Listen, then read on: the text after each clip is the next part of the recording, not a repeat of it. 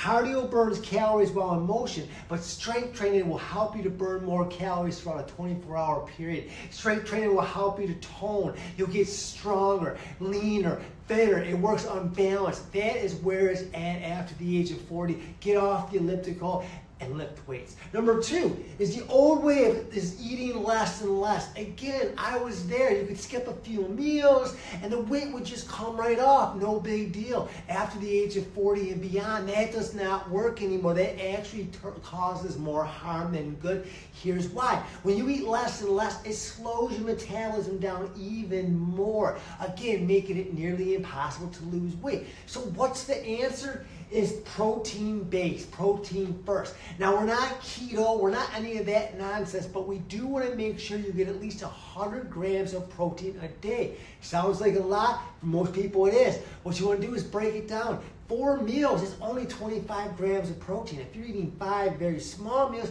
that's only 20 grams of protein.